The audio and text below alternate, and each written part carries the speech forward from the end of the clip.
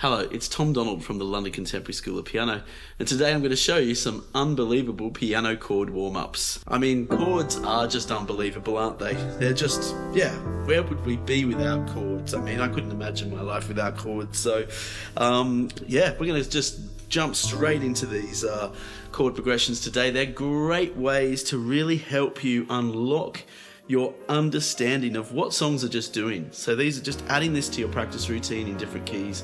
It's going to be a game changer for you. We're going to cover some secondary dominants as well, and some all sorts of other great concepts like circular fifth progressions, etc. So if you're a fan of our work at the London Contemporary School of Piano, you should check out our website, contemporaryschoolofpiano.com, and find out about our programs, our courses, and our free resources pack which accompany these videos. A great way to support your musical progress. And as well, find out about our new landmark course, our new flagship course, The Complete Musician, which is a great way to structure your learning in a comprehensive program. So, on to these amazing, unbelievable chord warm-ups. They're just my bread and butter, these ones. So I'm just going to show you the ones that are in my routine, and they've done a lot for me, and I hope they can help you. So the first one we're going to start with, we're just going to chord out the C major scale. As easy as that. Chord 1, chord 2, chord 3, chord 4, chord 5, chord 6. But for chord 7, we're going to flatten it. We're going to flatten the chord to a B flat rather than play the B diminished. We're going to play a B flat major. And we just hear this in a lot of contemporary music. It's from the Mixolydian scale. We don't need to talk Greek here, but it's just that flattened 7. It's very useful for this purpose. So we've got the 7 chords of the scale, and that makes a lot of sense to most of you. I think it's something you've come across before, and the different functions of those 7 chords of the scale. And yeah, you can play the standard diminished chord, but the flattened 7th is used more prominently in progressions like this.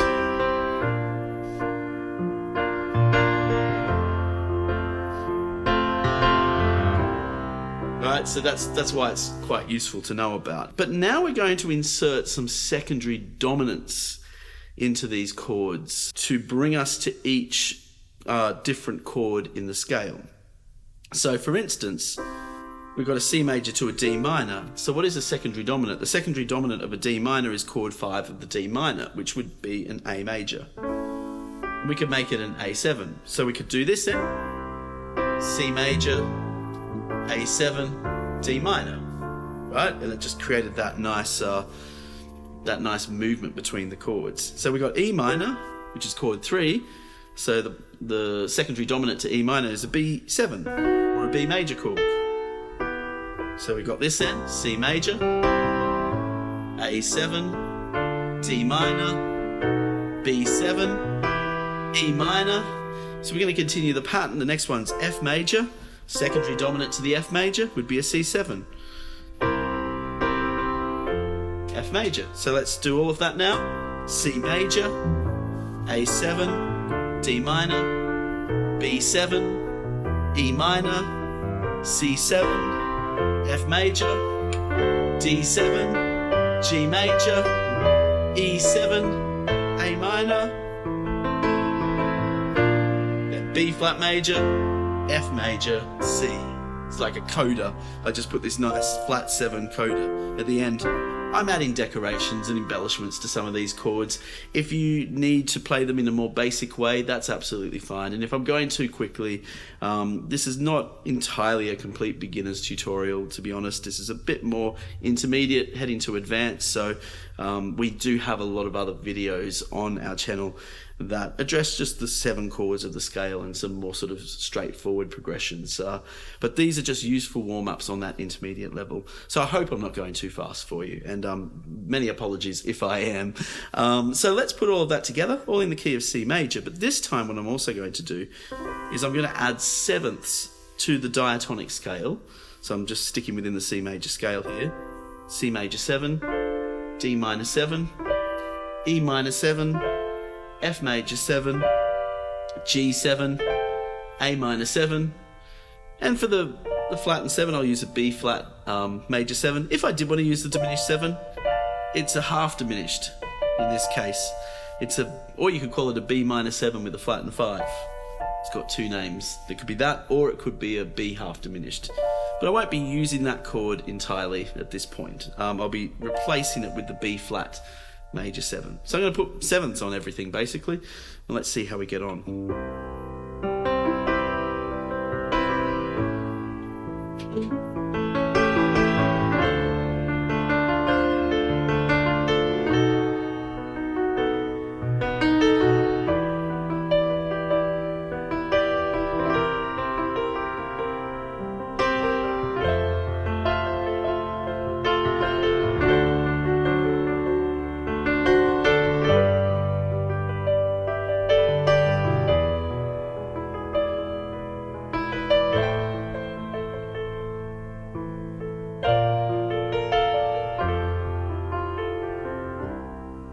So now I'm going to go a bit quicker. I went really slow there. I used lots of root position chords.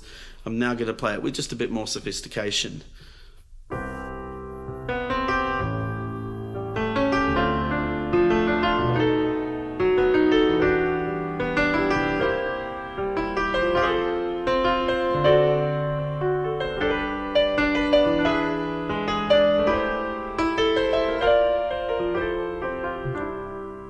Let's do this in some other keys then. Let's try it in the key of E flat major. So again, we have to find those 7 chords firstly of the E flat major scale. And of course you can have the flattened 7th as well. And we find those secondary dominants. So it's a bit of a process, but we get some lovely chords as a result of it.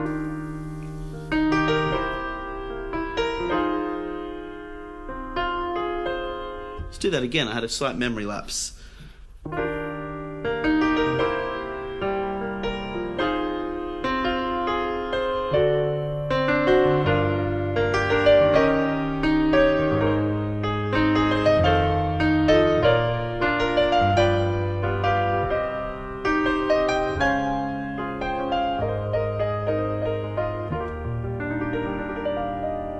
What about the same thing in F major?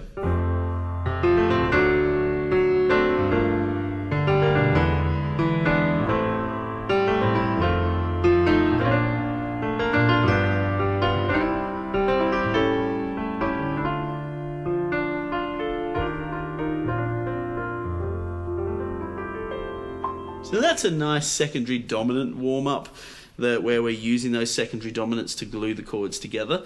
Here's a nice chord warm-up I like to use to study diminished chords, diminished 7s. And I've taken this one actually from the song Ain't Misbehaving, an old Fats Waller classic. But it's just a great way to study the diminished chords. So if I do it in easy C major, you've got C major, C sharp diminished, D minor 7, D sharp diminished. So we're using the diminished chord to create chromatic movement. This is where diminished chords are at their best, not as a chord 7, where they're native to the scale. They're at their best as passing chords. That's why I'm sort of avoiding it as a chord 7. And there are moments where it does work as a chord 7, don't get me wrong. There's always exceptions, but it works. Diminished chords are at their most powerful when they're taken out of context of the key to connect us to other chords. So that's what's happening in this progression. So here we go. C, C sharp diminished, D minor 7, D sharp diminished, C major. Then we got an E augmented. What's that? An E augmented it's an E major chord with a sharpened 5th. F major, F sharp diminished, C major with a G in the bass, A7, D7, G7, C. So let's put a little bit of honky tonk into that one.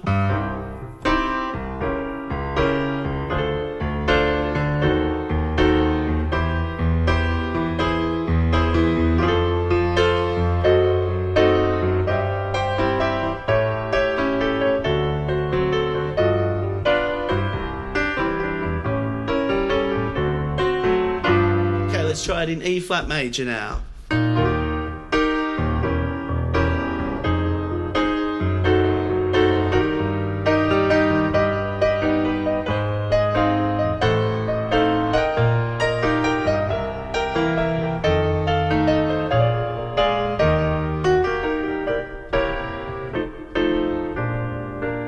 So that's a great progression to practice in lots of different keys. Yeah, it's a slightly old school one, but I can blues it up a bit more as well. What about F major?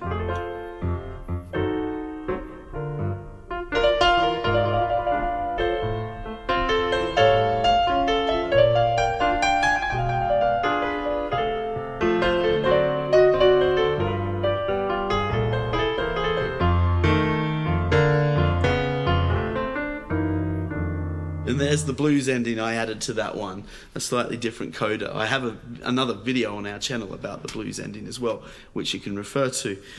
So, and all for those different grooves with those chord warm-ups, you might be interested in our Groove Mastery course, which you can purchase for just a mere $25 or £20. It's just a great way to support your playing with different rhythms and grooves to really bring these chords to life.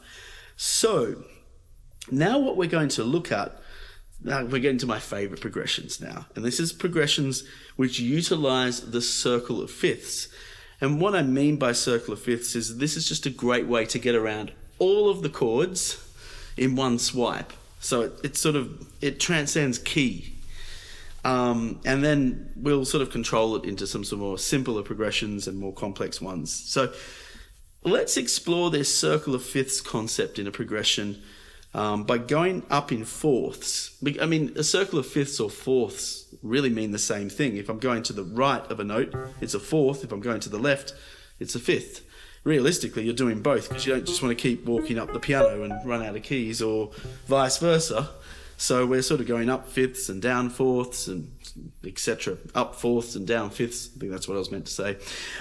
So now this works really well. This is a bluesy one. This works really well. It's really funky, this one. And I'm just practicing all my dominant 7 chords as dominant 7s. So we have C7, F7, B flat 7, E flat 7, A flat 7, D flat 7. I'm just going through the entire circle. And I finish, I can start and finish wherever I like. I don't have to start and finish on C. I can start at any point in that circle. It's a circle. Let's start on D, maybe. So I'm going to make a nice little funky bass line to go with this, utilising the 7th and the octave and the 5th. Something like this.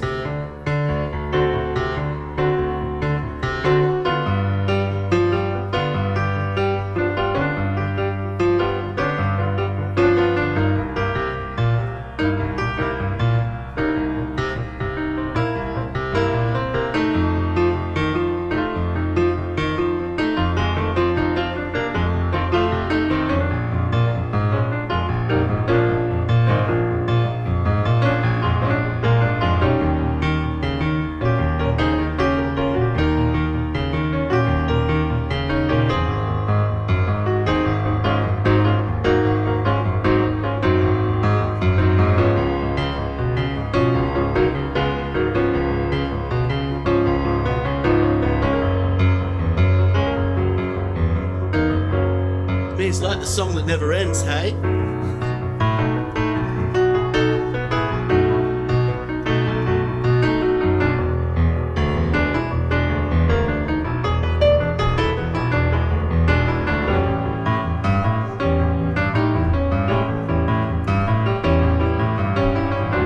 Finally finished on the D, right?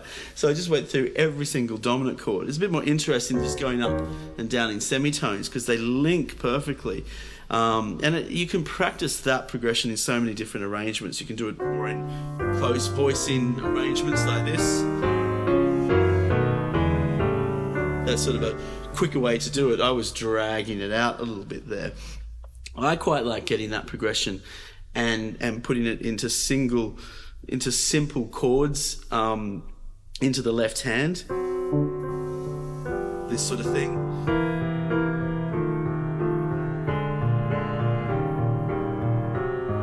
You just get this endless chord progression, and it's a really good way to train my left hand grooves a bit.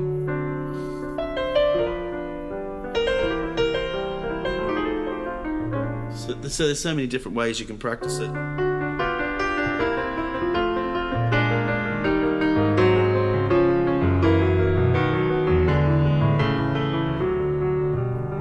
So on. So another nice variation of the circle of fifths type progression. This is a more minor one, and I'm not going to go through the entire circle of fifths. I'm going to limit it a little bit now. And this is just a really beautiful sounding one. And we'll go A minor here. We've got A minor, D minor 7. I'm going to put 7s on everything, but you can have it clean without the 7s if you want. We've heard this before, haven't we? And then rather than continuing to go up in fourths, I'm going to go to the dominant of A minor, which is the E7, back to the A minor again. Let's do that again. You can improvise some nice expressive things around this one.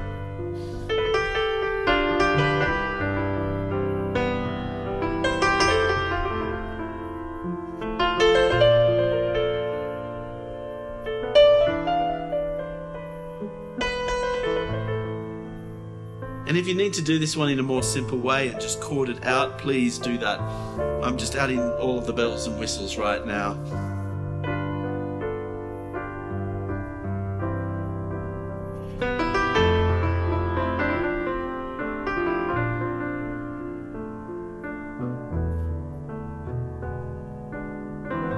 It really goes to show how important chords are. And I say that we've got these 4 pillars in our learning. Chords, chords, chords. Once you've got your chords right and you're playing, when I say chords right, not just the theory, but you're turning chords into coherent progressions that paint a musical picture. It's like the lights are on. You're no longer walking in the dark when you play a piece of music or learn a piece of music, because you know how the composer constructed the chords of the music. This is a chordal instrument. That's 60% done. It's the lowest hanging fruit by learning our chords and being able to progress through chord progressions and make them sound musical and tell a narrative, have a musical narrative through chords. Chords are a musical narrative. So I'm going to put this into a different key, C minor.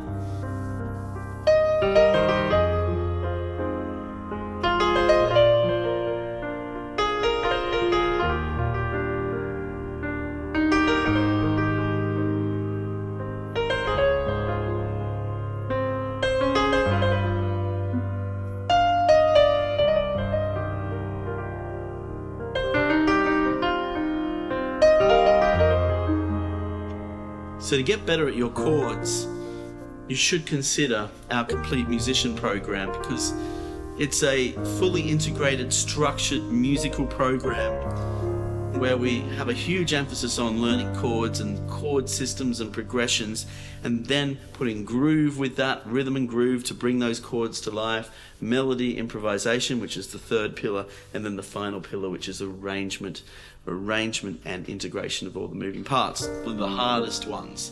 And as you step through these pillars, they do have diminishing returns, but chords really are your low-hanging fruit. That's why chord warm-ups are so important. So I'm going to give you a really super chord warm-up. I love this one. And it's a circle of fifths one, and then I go to the dominant of that, and then I do the circle of fifths one again. It's a bit like that one I just did, but then I just land on the dominant, go minor, and then, so I just end up going around the circle of fifths, playing that progression, because I love that progression. I'll show you what it looks like. So I'm going to go like this.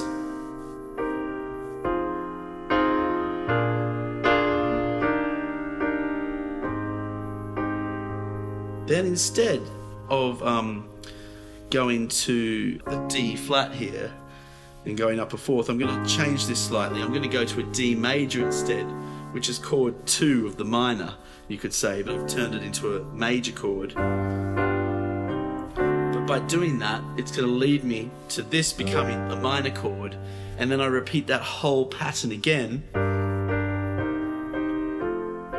starting on the dominant, and then I keep going to the next dominant and the next dominant. Let me show it to you. It'll make a bit more sense as I play it. Let me go a little faster, otherwise it will be a very long progression, because this is a very long form progression.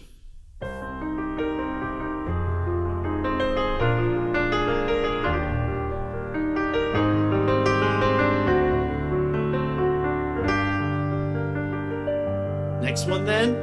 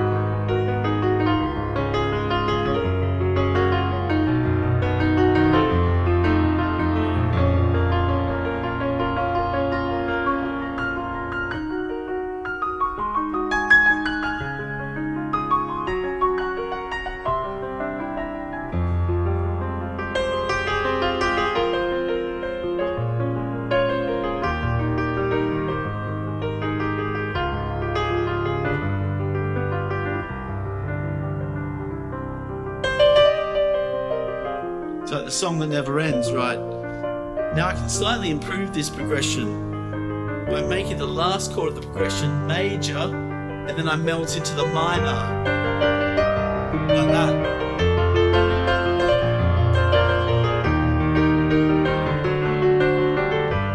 Whoops, I'll do that one again. Got stuck there in C major. There we go. Now we've got it. D major, then D minor.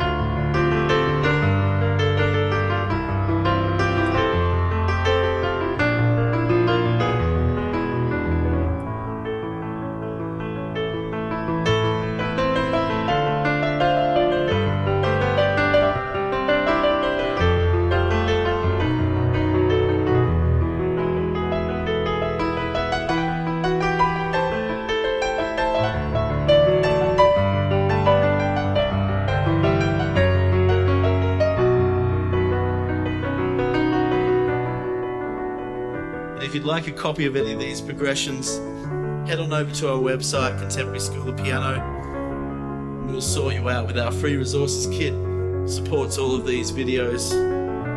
But if you're ready to take your playing another step further forward, you should complete it. You should consider our complete musician course, fully structured materials to take your playing to the next level, to allow you to achieve something at the next level with your playing. And one thing I've learned today is these exercises are very, very hard to practice while you're talking to someone. I'm going to sleep well tonight.